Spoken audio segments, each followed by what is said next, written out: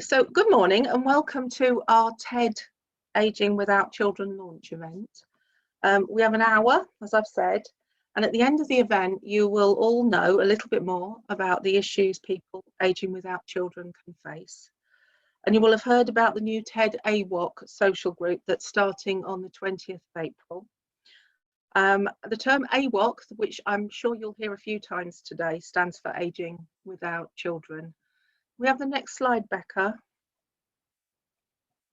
So here we've got our protocol. We'll just leave that up for a moment so people can look at it. And I'm sure most people have been on Zooms this year. So speaker view is the best. We'll keep you muted so we don't have background noises. So it'll just be the speakers that are on audio. There's a chat function at the bottom of your page. If you can use the chat for any questions or comments.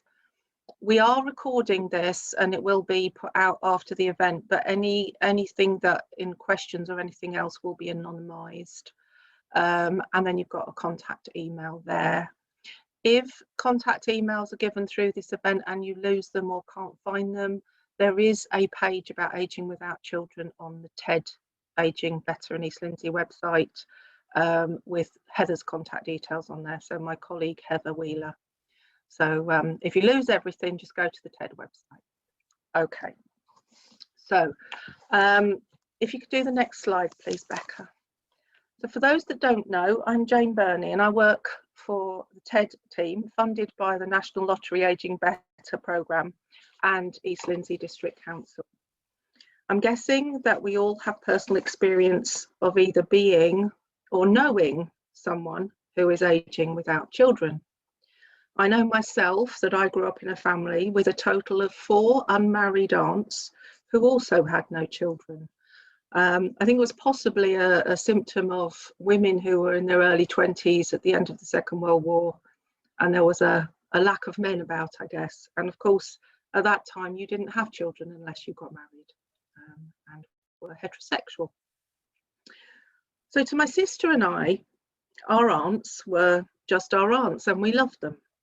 As they got older, we were there to support them if they needed us. And a few years ago, when our last living aunt, then in her late 80s, was coming to the end of her life, it was us who took her to hospital appointments, made phone calls, and sat there with her in her final days. So why should this be the subject of an issue for public discussion? I'm just going to leave that question there, and hopefully by the end of the event, we'll know why this issue should be for public discussion. A few months ago, I was contacted by Patricia Folks, who is on the call today, the Zoom call today, a resident of East Lindsey, who is herself aging without children. You will hear from Trish shortly in a video that she has recorded for us. Working with Trish and researching the issue of aging without children, I and my colleagues in TED have become aware of just how relevant this topic is to public policy and service delivery. I have been personally surprised by the importance and the enormity of this issue. So, as a way of highlighting this, I'd like to ask you to all do something. Now, because we're in a webinar and not in a physical building, I cannot police this very easily, but I'm going to ask you to close your eyes while I ask you to think of some things. So if you can close your eyes and just think about the past year. Think about the way in which we have all had to restrict what we do and who we see. Think about the sheer volume of messages from the government and the media.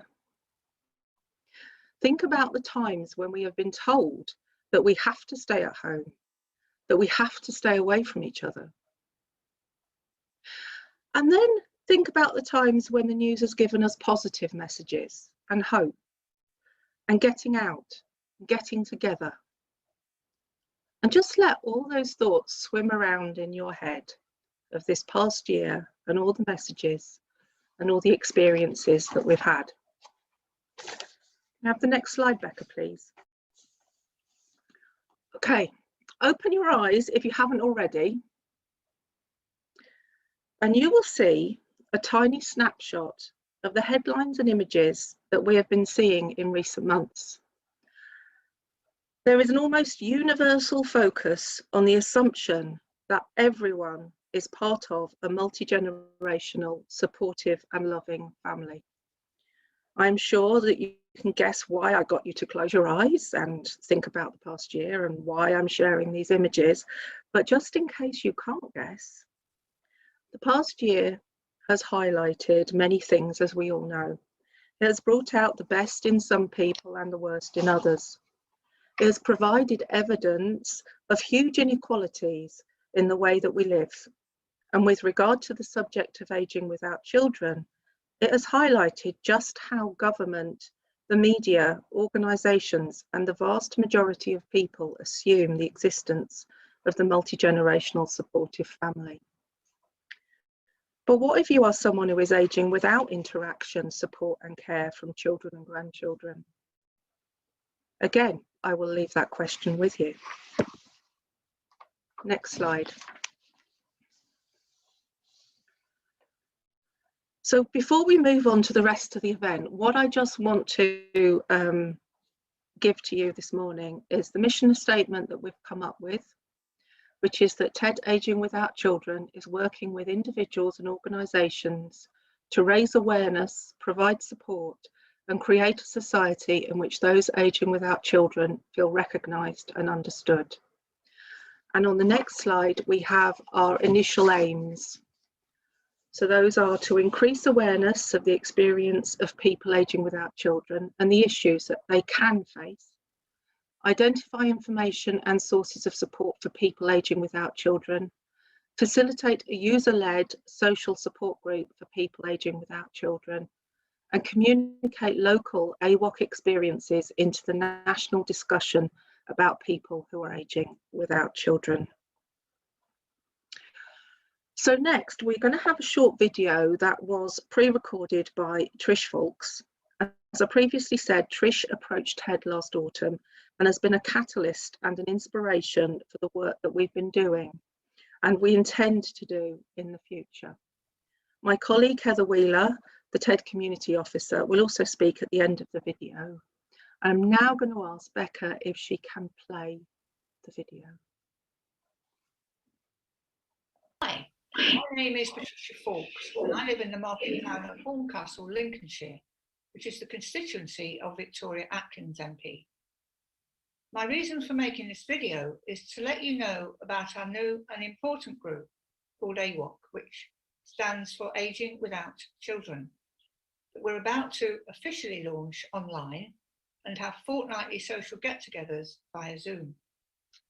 We are myself and TED Ageing Better team of East Lindsey, Lincolnshire. Our aim is to highlight the situation that others like myself may find themselves in, which is ageing without children, alone and ageing. People aged 50 and over who have no children or immediate family support may be ageing without children for any of the following reasons. You were unable to have children and either no medical intervention worked nor was offered to you, or you chose not to have medical intervention. You were turned down for adoption. You may be alone in this, or you may be in a partnership. You chose not to have children. You are living with or have a disabled or mentally disabled child and you are the main carer.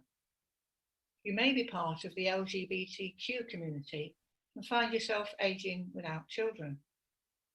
Your partner or parent is severely disabled or has Alzheimer's or dementia and you are the main carer and alone. Your children live a great distance away and you're alone. You are estranged from your children and have no contact. Your child or partner may be in prison. You are simply alone with no one at all to offer family support. I belong to the first group, i.e. we were unable to conceive or adopt, and particularly in those days, medical help was in short supply. So I find myself at 72, aging completely alone without any family support. And it's scary, particularly at the moment, because lockdown has highlighted my own plight and made me aware of how unaware the rest of the nation is with regard to folk like myself, aging without children. All I've heard on the news or in the media has been about the plight of families or grandparents not seeing their grandchildren and so on, which is all very relevant. But in the meantime, I sat alone at home shielding and thinking, what about me and my plight? I'm sure that many people like me were having similar feelings. I felt so strongly about it, I decided that we as a group of people aging without children needed some media profile. So to cut a long story short, I got in contact with our local TED Aging Better team, who've been great at getting on board and quickly. Between us, we're moving at pace towards setting up our first virtual support group on Zoom, to be followed by our own website and my own web blog. Our launch meeting will be via Zoom on the 15th of April at 11 AM to noon, followed by our first official AWOC social meetup via Zoom on Tuesday, the 20th of April at 4:30 to 6 PM, and every other Tuesday afterwards. For the future, we aim to have speakers at our meetups or separate meets to discuss subject matter relevant to AWOC, such as what to do with our pets if we go into hospital or when we die, because there's no family support, end of life decisions such as power of attorney, funeral arrangements, what to do if a person is a member of dignity in dying, for instance.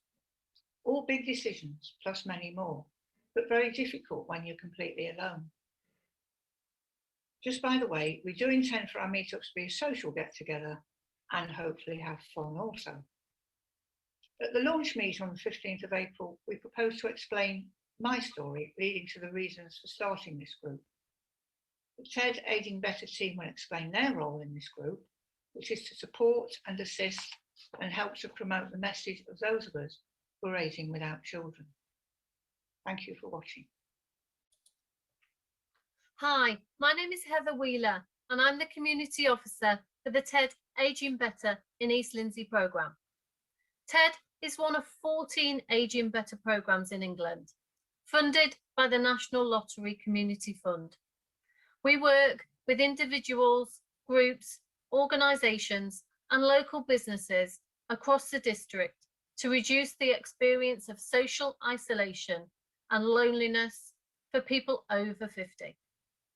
We are also working with East Lindsey District Council and other organisations to improve the age friendliness of East Lindsey, in line with the World Health Organisation's age-friendly framework. In East Lindsey, 36.4% of the population are aged over 60, and 80% are living in rural locations.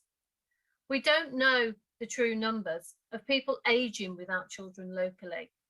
However, nationally, there are at least 1.2 million people over 65 without adult children, and this is predicted to rise to 2 million by 2030. TED has supported the establishment and running of a number of friendship groups in the area.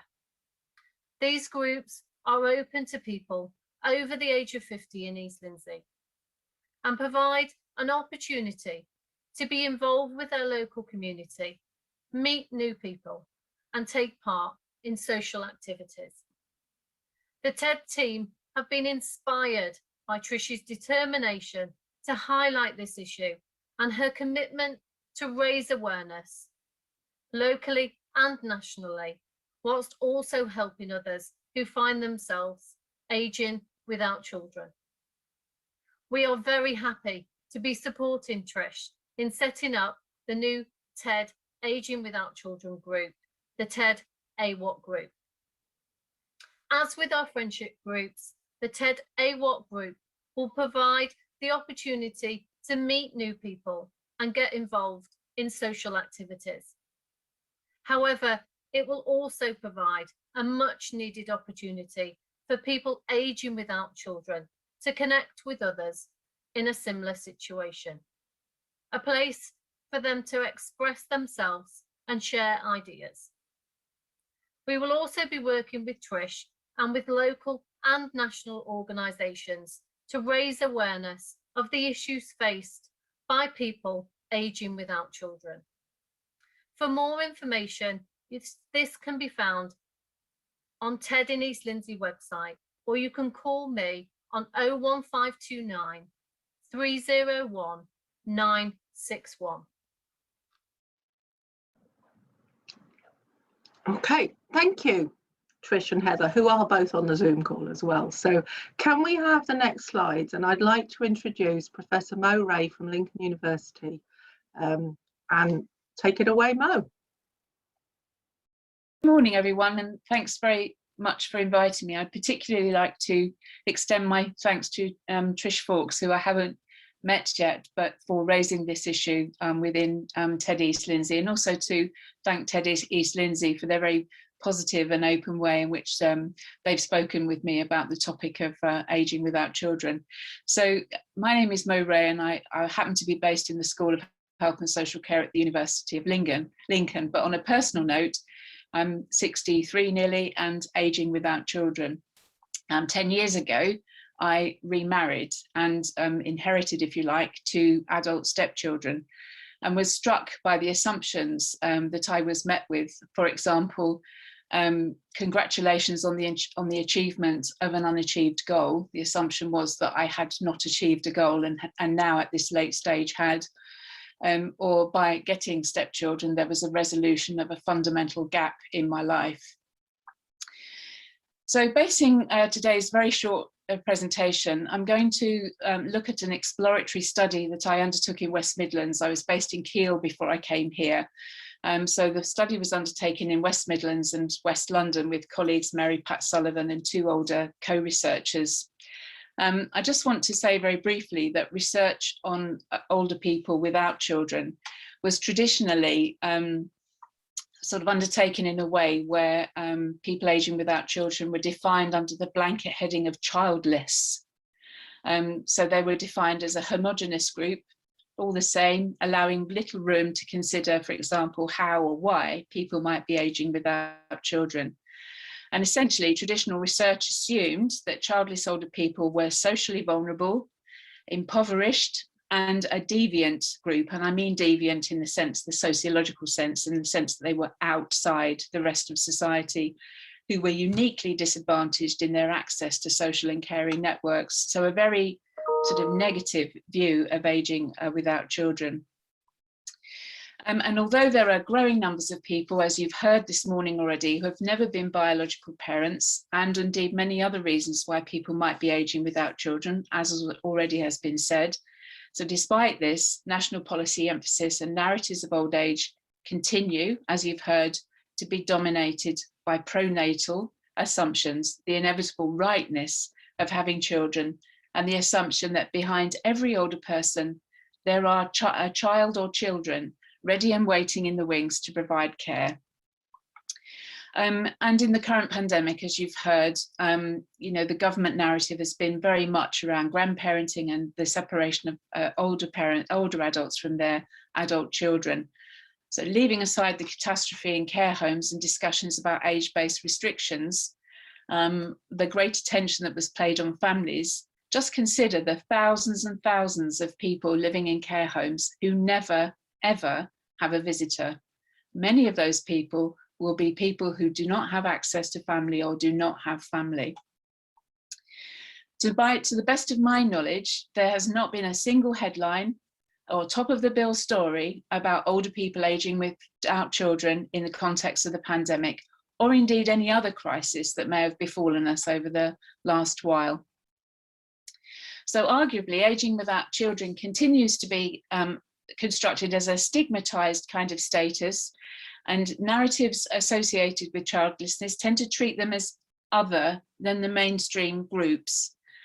So women in particular, I think, have a particular tendency or a particular risk, if you like, to be labelled in terms such as immature, selfish, irresponsible, and overly career focused. That's certainly something that I've had levelled at me, reinforcing the ideology of motherhood as the central core of a female identity. And these assumptions are underpinned by negative stereotypes associated with childlessness. So I'll just give you a couple of brief examples in the public eye. So Julia Gillard, who was Australia's first woman Prime Minister, which she was labelled, she was publicly accused of being deliberately barren. And a journalist pondered in public how Gillard could understand voters' lives when she never had time to make room for the frustrating and magnificent responsibilities of caring for little babies. In the 2016 Tory leadership election, contender Andia Leadsom briefly, albeit briefly, before withdrawing the statement, argued that being a mother made her a better and more empathic and understanding candidate than childless Theresa May. I just want to read you briefly 3 quotes which will begin to illustrate the diverse pathways into which people may age without children. We've already heard a little bit from Trish this morning. So these are 3 snapshots from the research that I did. So the first one, I remember when I was at school saying, you know, in 6th form, saying to a teacher, I don't want babies. And the teacher saying, oh, you'll all have babies. And I said, well, no, I won't. Oh, you will, you'll change. I was in my early 30s and I actually went to the doctor to see if I could be sterilised because I was so sure I didn't want children. Anyway, he wouldn't. He sort of sent me away saying, oh, you'll meet your knight on a white charger. The second example says I had morphine. I couldn't really think what was happening.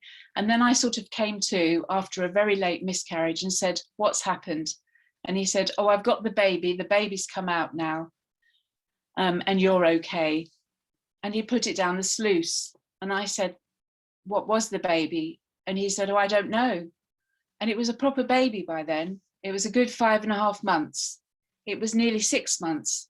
And he'd let it go down the sluice. And he didn't even know if it was a boy or a girl. And I can still remember that, and it hurts. And I won't ever forgive that man. And that was from a woman in her 80s who was trying to have a baby in the early 60s. And just a final brief example, well, I never really thought it was a possibility. I mean, I'm gay, so I wouldn't have. I mean, I didn't develop.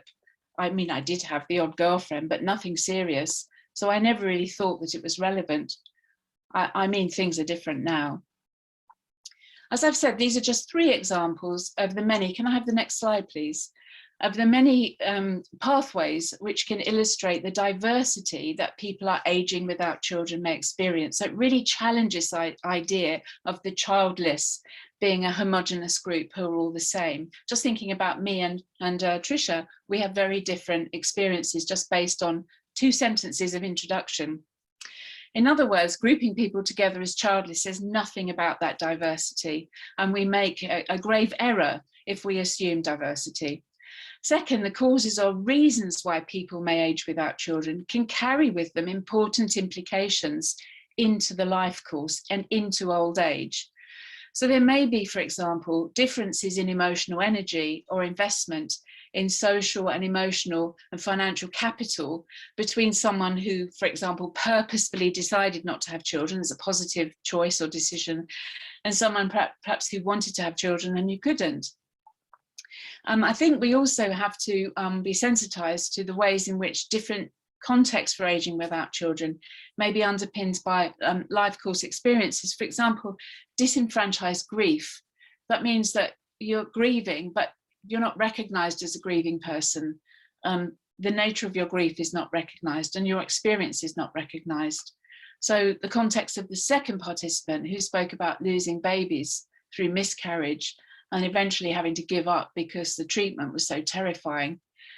Her grief was disenfranchised as an 85-year-old woman who still felt that grief and that loss. And of course, other people have experienced the intersectional experience of, for example, discrimination based on sexual identity, and also that experienced with aging and then aging without children.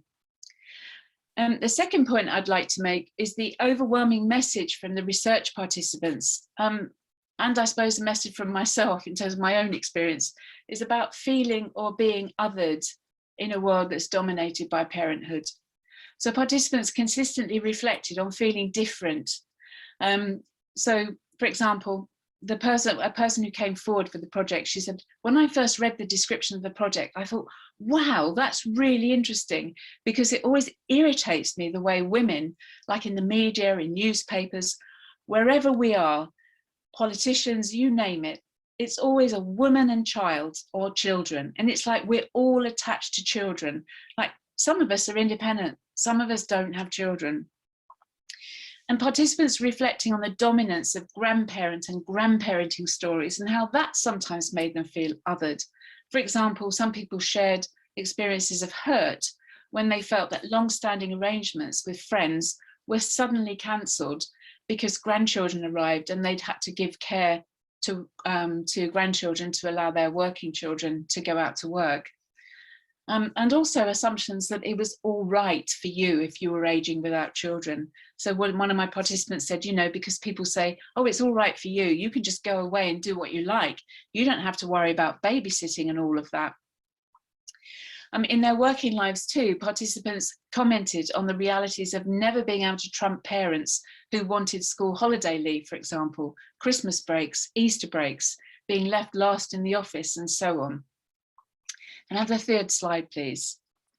The study, in line with other more recent work on ageing without children, found that contrary to early assumptions and continued assumptions, older people were not suffering terrible loss as a result of impoverished or poorly developed social networks. They often had very good networks. They often had very supportive friends, distant family members, often strong enough for their friends to be described as something like families of choice, where friends or extended family acted as if they were families. There were, however, specific concerns related to, can I have the next slide, please? There were specific concerns, as Trish has already alluded to, things like, what do I do about lasting power of attorney? What do I do about managing my estate? What do I do about executors for my will? What do I do about complex care needs? What kind of housing do I need, and where can I live, or where should I live? And here's a comment. I've thought about it, and also a very old and very elderly friend has just died, and she was a lifelong lesbian and no children, and in fact she died without relatives. So I'm very aware at the moment about that stuff, of what happens to your possessions when you die and you don't have any family. I talked to her about it, and she said, you know, she'd gathered up a few photographs just before she died, which she would show me when I went there. And she said to me, one day when I die, these will go on the skip. And I thought, yeah, your life and your stories and your memories will go on the skip. So in conclusion, I think I might have one more slide. Yes, I have one more slide. In conclusion, the continued invisibility of people aging without children in cultural terms, and also in political and policy narratives, continues to be pressing. The dominance of family policy and older people being supported by families continues to be a dominant expectation or assumption. The welfare state is built on it. Given the contemporary data on aging without children and future projections, this is both out of time and increasingly out of date. There is a need to consider what specific issues people aging without children might experience. For example, as I've said, advice and support around lasting power of attorney and executors and wills and so on. And in common with the rest of the population, my research suggests that people who are aging without children are no more likely to seek, for example, early advice about care or early financial planning. So I think we have to really be thoughtful about that.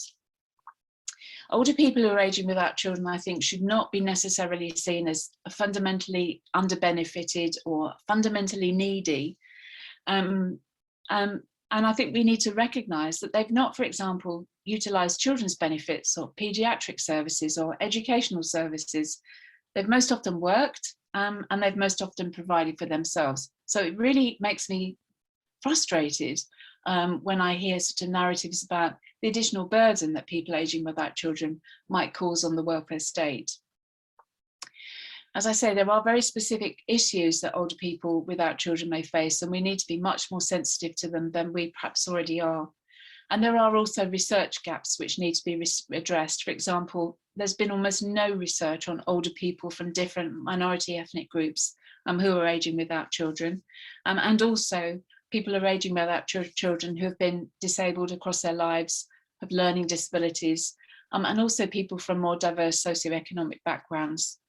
And so in conclusion, it's timely and it's pressing that policymakers make sure that they include people who for whatever reason may be aging without children, and to establish their views, their direct views on what inclusive policies in, for example, housing and age-friendly communities, resources and health and care might look like. Thank you very much for listening.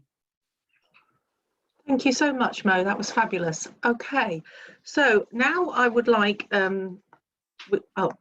a question slot. We'll do the questions at the end. I've noticed there's nothing come up in the chat. So if people do have questions or comments, please pop them in the chat.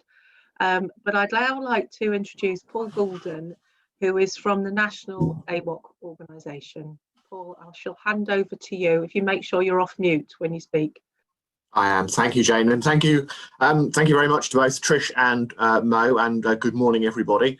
So my name is Paul Goulden. I'm part of the National Aging Without Children group, and I'll explain where we are with that in a second. I myself am aging without children by circumstance. My partner and I haven't got any children. My history is I've been working in adult social care, particularly with older people, for the last 15 or 16 years. So I've been in touch with Kirsty Woodard, who was the founder of Aging Without Children. And I think some of the things that came through from Trish's video and also from Mo's presentation as well really resonate with the professional work that I've done and personally as well. So what I'm going to do is give you a very brief overview of nationally what's happened with Aging Without Children over the last few years, what we're now doing with that, what we're seeing in terms of the issues facing people aging without children, and then hopefully a bit about what we're going to do about it and how we might work well with Aging Better in East Lindsey. So I mentioned Kirsty Woodard, who will be known to some of you. Kirsty wrote an article in The Guardian in 2014 about people aging without children and their invisibility. And it really struck a chord because from then there was a group that came together, and in 2015 it became a legal entity. Notably in 2016 there was a large report that they did called Our Voices, which really tried to capture the experiences of people aging without children and highlight many of the issues that have come up in Trish's and Mo's presentation. There was increasing work carrying on with that, but unfortunately due to the lack of funding, there was many funding applications that were put in that sadly weren't successful, and we might touch on some of the reasons for that later on. What happened in 2019 was that the Prama Foundation down in Dorset took Aging Without Children, the community interest company, on, took over the assets, and really they've been keeping the flag flying since the middle of 2019. And then, of course, bringing us a bit more up to date, what happened in 2020 was the pandemic. And I think if ever there was an incident that we could look at that really shone a spotlight on some of the issues for those aging without children, then the pandemic was it. We had, anecdotally, we had people who were obviously being asked to look towards their family to support, and there was no one around to help them. Without those social networks, people were suffering more. And I know there's been a lot in the press about people with children and with grandchildren and grandparents and whatever, not being able to meet in person and having to rely on technology. And that's fine if people do have those support networks. But I think the thing that really resonated with me, as Jane quite rightly highlighted in her introduction, was the invisibility of people who did not have those support networks, and the media narrative that actually it was all about those people with families.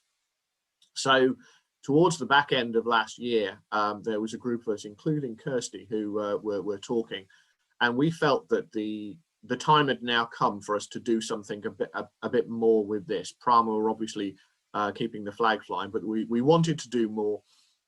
We also decided that we needed some sort of legal entity in order to do, if we were going to go for funding, we needed to have a legal entity.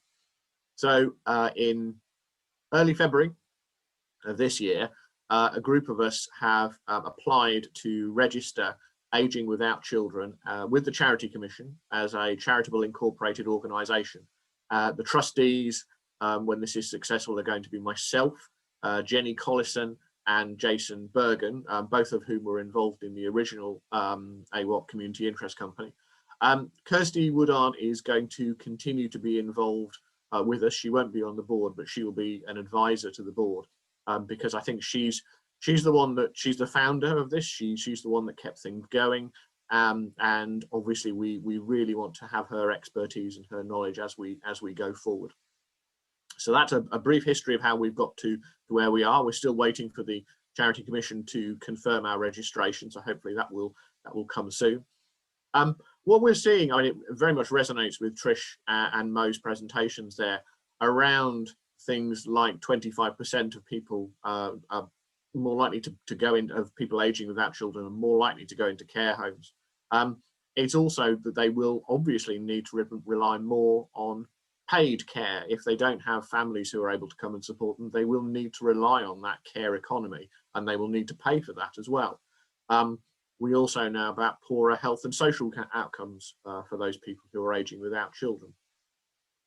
We are not entirely sure of the effect of the pandemic on people aging without children, which is why one of the first things we've done is to have we've instigated a survey to find out and capture the voices of people who are aging without children. I will put the link to that survey in the chat when I finish, and I would really encourage you to participate in that, because with that we will be able to write a report. We will be able to do some press and media work that will hopefully gain a bit of attention, but it will really emphasize that people aging without children are in need of certain special interventions.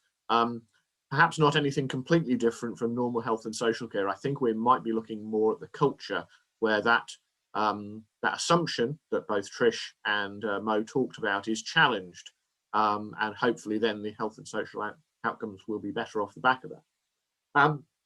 So we are looking at, we've done the survey. There's going to be 3 strands to the work we're doing. First of all, we're looking at support for people who are aging without children. So the website is going to be updated with resources.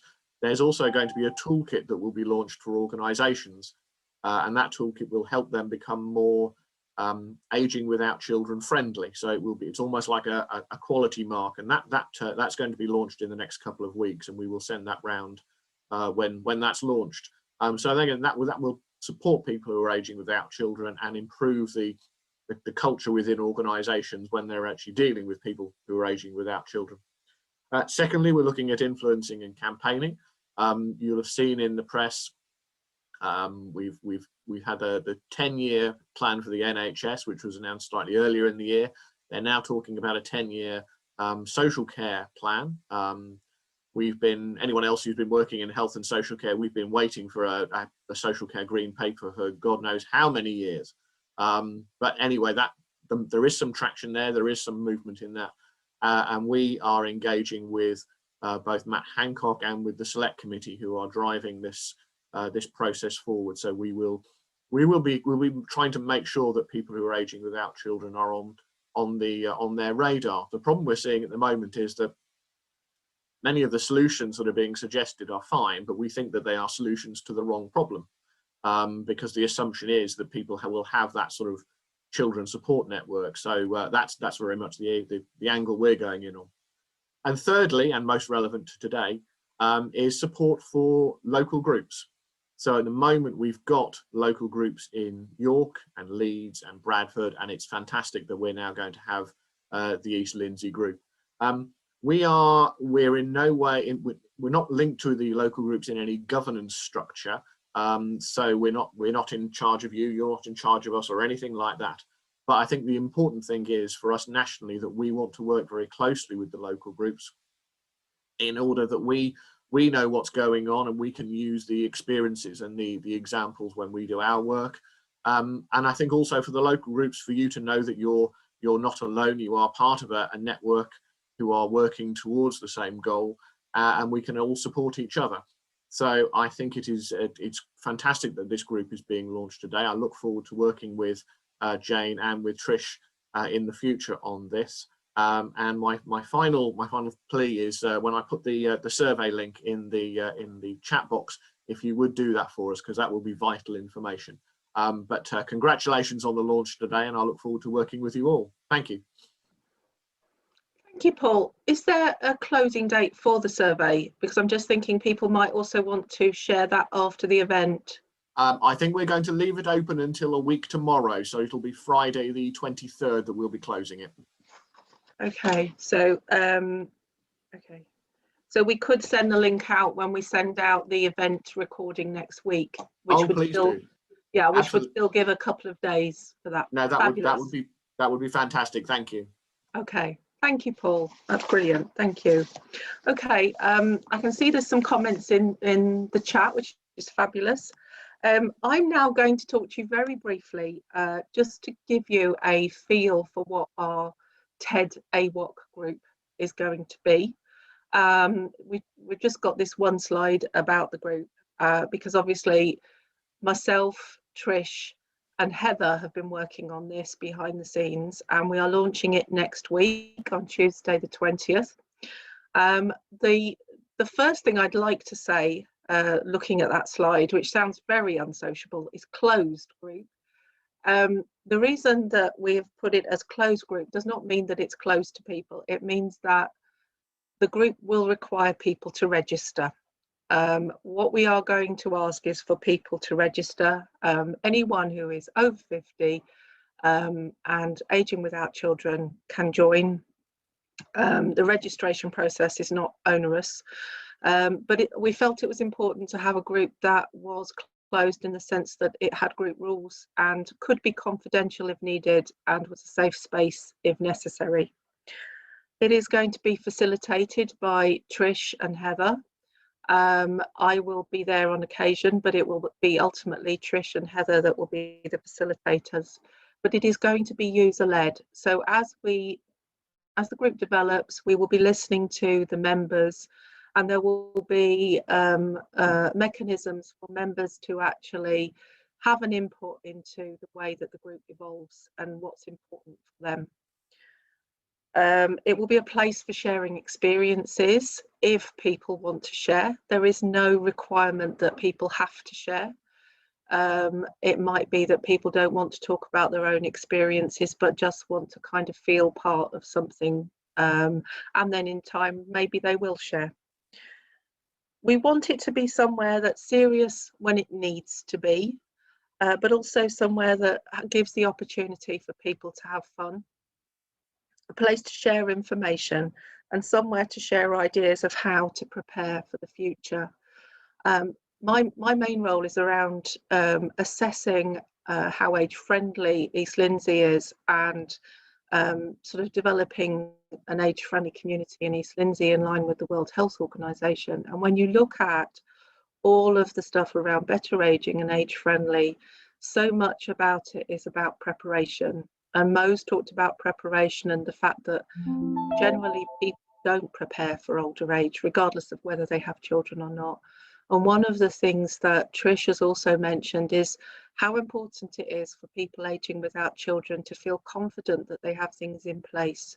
So one of the things that I think the group will be really good for will be for people to hear some of the tricks, some of the issues that people have managed to solve and prepare for. So we will have speakers, some serious, some not so serious, and it will be very much a work in progress, and we are very much looking forward to it. And if we have the next slide, Becca, it just will say the time. So it's TED AWOC group, fortnightly Zoom meetings. So obviously, as the world goes back to a kind of normal and we can have physical meetings, we'll start to look at where we might want to have physical groups and when. The nature of East Lindsey and Lincolnshire, for those of us that are working here, is we know it's quite large. So actually there are benefits to having it on a Zoom. People can attend regardless of where they live. Primarily it is for people in East Lindsey because TED is for people in East Lindsey, but we won't turn people away if they come from the wider Lincolnshire or sort of county area. And again, we've got contact details there for Heather, but if you lose the contact details, just go to the TED website and we have a page there on Aging Without Children. Okay, so we are doing quite well for time. I'd like to now introduce, we need the next slide, Becca, Councillor William Gray, who is the portfolio holder for Better Ageing at East Lindsey District Council. We are very lucky in East Lindsey. I've yet to find another council that has a portfolio holder for Better Ageing. So I'd like to introduce William, who's going to just do a few minutes reflection on today's event for us. William, over to you. Good morning. Thanks very much, Jane. Yes, as Jane says, I'm William Gray. I'm the portfolio holder for Better Ageing at East Lindsey, and I'm the Older Persons Champion. I've been Older Persons Champion for 10 years. And as Jane said, I'm just going to spend a few moments reflecting on the event. And I've also got a statement from Victoria Atkins MP. Patricia mentioned Victoria in her video. Victoria is very keen to support the launch today, and actually she sent me a statement to read out. But firstly, just a few minutes of reflection. It was very good, Jane, to hear your personal experiences with your elderly aunts, and it really hit a chord with me because I also had an elderly godfather who had no children who I was very close to. So thank you for sharing that with us. And also you gave us a very thought-provoking exercise and set the scene very nicely for us when we all had to close our eyes and think. And you've also just told us then about the functioning group, how the group will function, etc., and how it will go forward into the future. So Jane, thank you for that. But most importantly, it was really, really inspiring and thought-provoking to watch Trisha's video and look at this subject through Trisha's eyes, to hear her thoughts, your reflections, your lived experience, Trisha. So thank you very much for sharing that with us, because I found it very powerful, and I'm sure everybody did here. And if it wasn't for Trisha, we wouldn't be here today. So Trisha, thank you for that. Heather, you told us about the support offered by TED and East Lindsey's ambition to become an age-friendly district. Yes, we're very serious in East Lindsey about dealing with the subject of age-friendly districts and becoming an age-friendly district. And TED and East Lindsey are very supportive of AWOC, as am I. Professor Mo, thank you, Mo, for highlighting the many issues faced by those aging without children. And you gave us some very sad and disturbing examples, which I know are real life examples. So it was good of you and kind of you to share those experiences with us. And indeed, the ridicule that some high-profile women have faced and are still facing. Mo, you enlightened about your study on the subject, which is raising much needed awareness and the need for much more research and recognition of this subject. And Paul, you've just given us an overview of the national organisation and its perspective, so thank you for that. It's great to hear that a new charity has been formed, Aging Without Children. And it's good also to hear that there is a live survey that we will have the opportunity still to comment on. You told us about the 3 strands and the toolkit, how you're campaigning and raising awareness in Westminster, and the great support that I know you'll offer for this local group.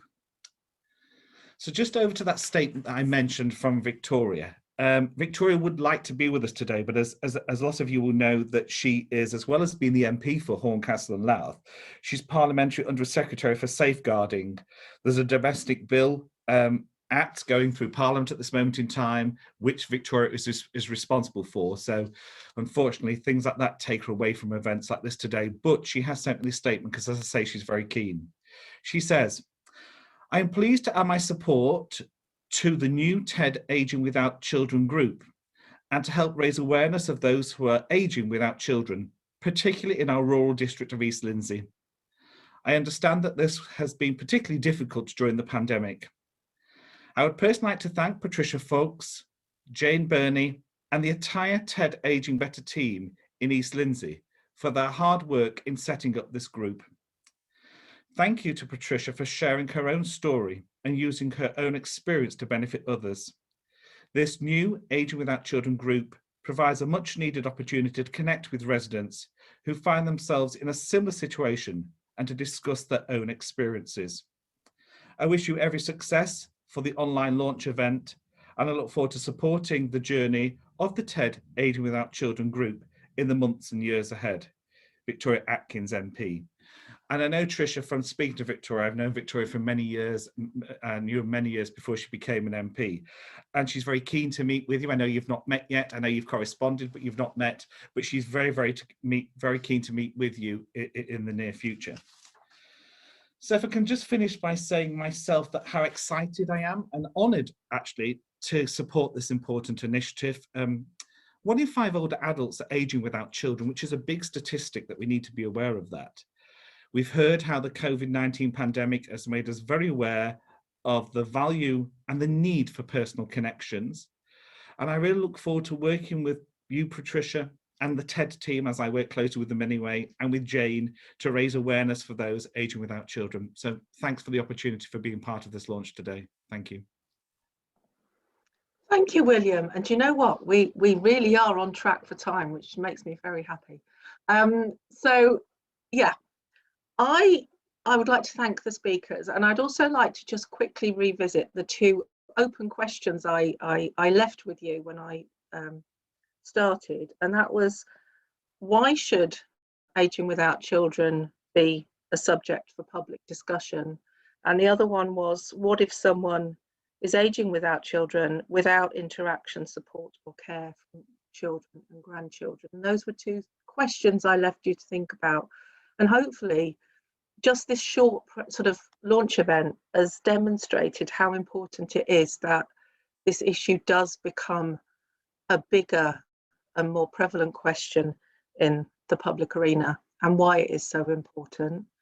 I've seen a fair few comments, but not any questions, apart from the fact that people want me to connect them, which I'll happily do outside of the meeting. But I just want to open up to anyone to say, does anyone have any questions? Or would anyone like to comment on what any of the speakers said? And if you do you want to unmute yourself? I guess if we take away the PowerPoint, Becca, we'll be able to see everybody, and then we could see people maybe if they have sort of hand up or they want to unmute. So the floor is open to anyone who has a question.